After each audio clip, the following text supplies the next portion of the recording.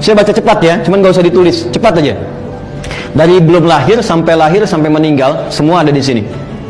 Sebelum kita dilahirkan, masih dalam kandungan ibunda kita, maka ayat tentang kandungan Quran surah ke-22 ayat yang kelima, prosesnya Quran surah ke-23 ayat 11 sampai dengan 13. Kemudian dalam proses kandungan itu sampai melahirkan, doanya Quran surah ke-7 ayat 189. Ketika kelahirannya, prosesnya merasakan bagaimana seorang ibu yang sedang mengandung Quran sampai melahirkan, Quran surah ke-31 ayat 14 atau Quran surah ke-46 ayat ke-15.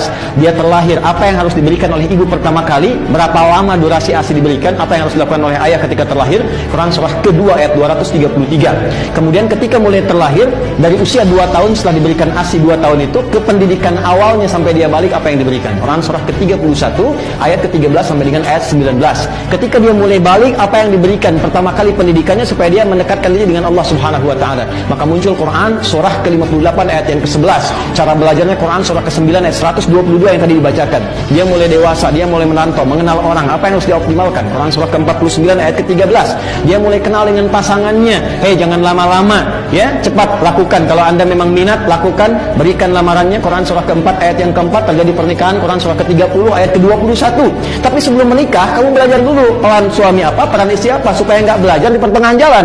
Turun Quran surah ke-4 ayat 34. Jika terjadi perselisihan, hal-hal yang kemudian miskomunikasi, selesaikan. Kalau perlu cari bagian keluarga untuk menyelesaikannya. Quran surah ke-4 ayat 34 sampai 35. Nanti dibagi peran suami ketika mulai dia berjalan akan mulai mencari nafkah. Skemanya bagaimana? Yang standar Quran surah ke-2 ayat 168, yang cepat pakai iman Quran surah ke-2 ayat 172, yang lebih cepat lagi sebelum berangkat sudah disiapkan Quran surah ke-7 ayat ke-96. Kadang-kadang anda yang dalam bekerja, beraktivitas, punya penemuan, tidak mudah, akan menghadapi berbagai tantangan. Rincikan tantangannya Quran surah ke-2 ayat 214, solusinya Quran surah ke-3 ayat 142, rinciannya Quran surah ke-2 ayat 155 sampai 157. Nah, tantangan itu kadang ada yang ingin menyingkirkan anda, menyungkurkan anda di karir, di kedudukan, di bisnis, maka Allah turunkan amalan untuk menjaga anda. Quran surah ke-17 ayat 79 sampai dengan ayat ke-81. Di titik ini, jangan anggap yang di rumah seorang ibu biasa saja. Perjuangannya kadang-kadang tidak mudah. Merawat anak, kadang dia berkata, apa yang harus dilakukan? Turun Quran surah ke-17 ayat 23 sampai dengan ayat 27. Anda berkembang luas sampai karirnya bagus, usia 40 tahun sudah dapat sesuatu, apa yang harus dilakukan?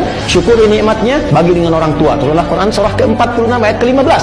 Dari situ kemudian apa yang harus Anda kerjakan? Lihat saudara-saudara Anda. Mungkin Anda matang, tapi Anda punya kakak, punya ibu, punya paman, anak, adik, butuh perhatian. Maka keluarkan skema infak. Quran surah ke-2 ayat 215. Anda naik lagi hartanya sampai cukup nisabnya untuk berbagi di luar keluarga Anda sehingga keluar zakat, maka keluarlah Quran surah ke-9 ayat ke-103. Kemudian dikeluarkan ke 8 golongan Quran surah ke-9 atau ayat ke berapa? Ayat ke-60. Kemudian dari situ Anda berkembang kembali, semakin tua, semakin sepuh, semakin lupa, bahkan muncul masa pikirnya Quran surah ke-22 di ayat yang kelima. Dari situ jangan dikira Anda akan abadi selamanya, tidak. Boleh jadi Anda akan mendekati sifat-sifat dekat kematian, belajar tentang kematian. Turunlah Quran surah ke-3 ayat 185. Kalau Anda ingin nyaman wafat, persiapkan diri menuju husnul khatimah. Quran surah ke-89 ayat 27 sampai dengan ayat ke-30. Kemana setelah Anda meninggal? Pelajari supaya siap-siap. Jangan dunianya nyaman, setelah meninggal gak dapatkan kenyamanan. Maka turunlah Quran surah yang kedua ayat 153 sampai 154. Rinciannya di Quran surah ketiga ayat 169 sampai dengan 172. Maka di situ ditunjukkan bagaimana kenikmatan di alam kubur. Setelah itu kemana? Setelah itu Anda akan kembali, terjadilah kiamat, turunlah kemudian satu surah ke-75. Setelah itu Anda akan dihisab, Anda akan menentukan mana yang ke surga, mana yang ke neraka. Dari mana surga? Pelajari sebelum masuk ke situ. Surga yang mana? Persiapkan. Wal tanzur nafsum ma qaddamat lighad, sampai ke akhirat, sampai masuk surga. Quran surah ke-59 ayat ke-18. Surganya yang mana? Mau yang biasa-biasa? Quran surah ke-2 ayat 25. Mau yang surga Firdaus? Quran surah ke-23 ayat 1 sampai dengan ayat 9. Mau surganya surga Aden sebagai ahli Quran, memuliakan orang tua? Quran surah ke-13 ayat ke-berapa? 23 sampai 24. Rinciannya Quran surah 35 ayat 32 sampai dengan 33. Lalu kemudian Anda ingin surganya bersama Nabi, orang-orang soleh, orang jujur, sahabat yang pernah bertugas di bumi. Quran surah ke-4 An-Nisa ayat ke-69.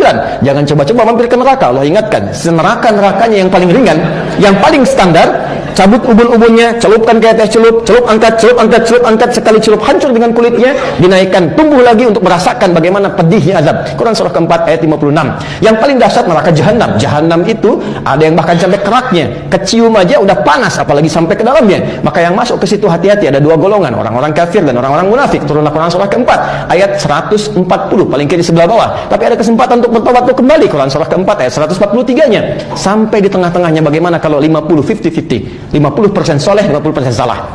Tempatkan di tengah-tengah, bukit yang tinggi, kelihatan surga, pengen cepat ke surga, gak mau dengar berisik di neraka. Susah dia berpaling sehingga dia berharap rahmat Allah. Tempat tinggi yang bisa melihat semua disebut dengan A'raf. Maka turunlah surah ke-7 surah Al-A'raf ayat 45 sampai 47. Mana yang gak ada di Quran? Wabarakatuh.